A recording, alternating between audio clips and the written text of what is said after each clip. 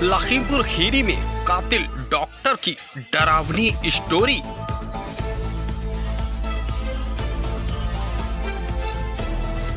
Doctor husband की खौफनाक साजिश, पति ने किया डॉक्टर पत्नी का कत्ल।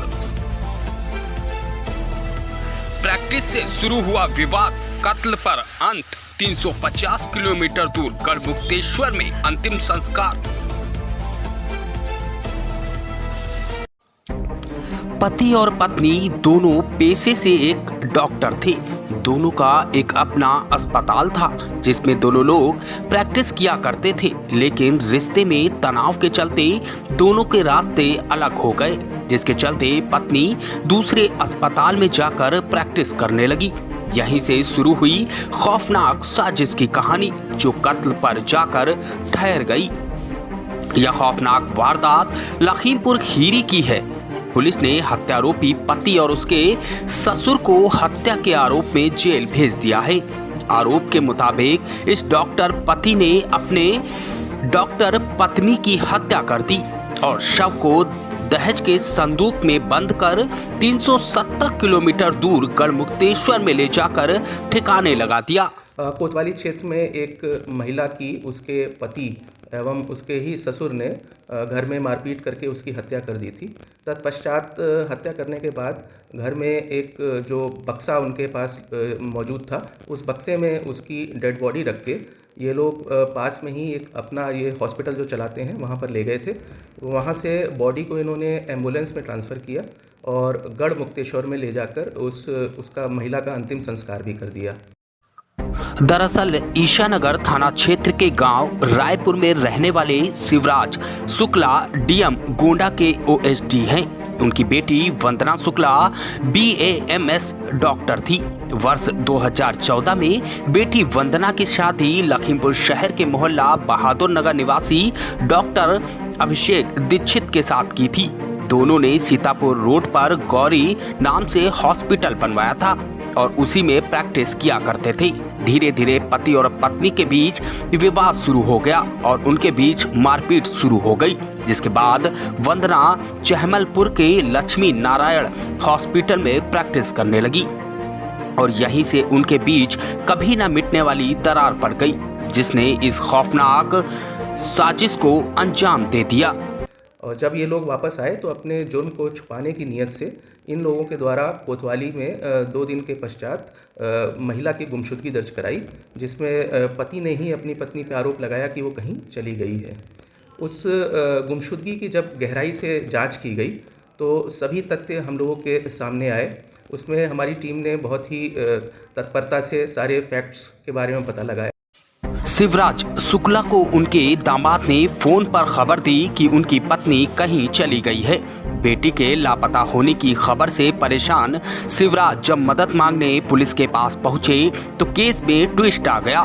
मामला हाई प्रोफाइल था, जिसके बाद पुलिस छानबीन में जुट गई। लिहाजा पुलिस ने तमाम एंगल पर जांच शुरू कर दी। पुलिस को जब कुछ नहीं मिला तो पुलिस ने दोनों की लोकेशन ट्रेस करना शुरू कर दी, लेकिन दोनों के फोन बंद थे। यहीं से पुलिस को इस केस में एक बड़ी लीड मिल गई। आशीष के फोन की आखिरी लोकेशन गढ़मुक्तेश्वर में मिली थी।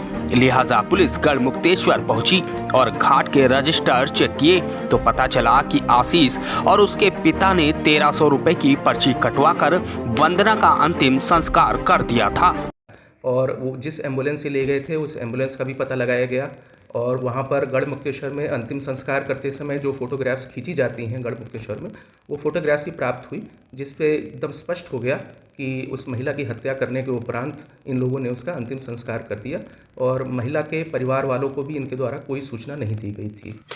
पुलिस अब इस खौफनाक साजिश का पर्दाफाश कर चुकी थी। हत्या का आरोप पति और उसके ससुर पर ही था।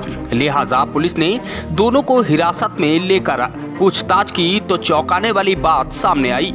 आरोपी डॉक्टर पति ने बताया कि वह पत्नी के रोज रोज के झगड़ों से तंग आ चुका था।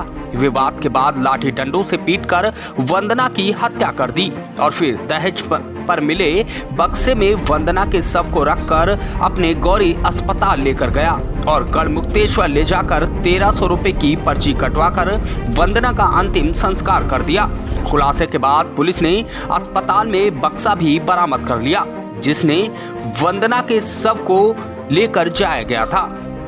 आरोपियों के कबूलनामे की और अधिक पड़ताल की गई तो उस एम्बुलेंस चालक से भी संपर्क किया गया जिसमें लाश को लेकर जाया गया था।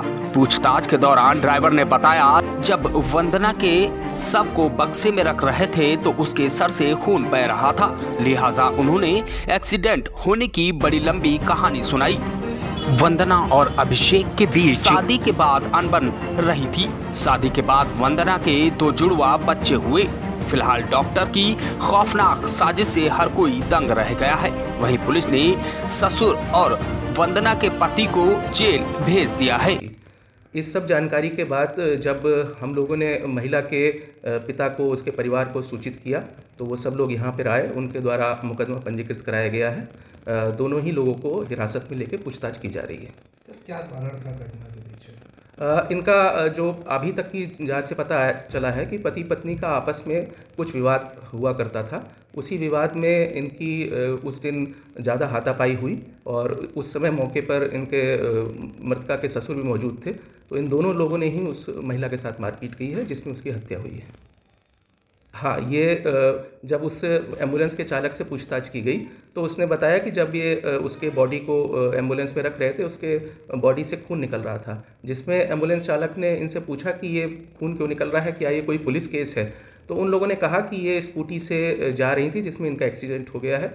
एक्सीडेंट होने के कारण ये उसकी मृत्यु हुई है, तो जिसलिए इसके बॉडी से खून निकल रहा है।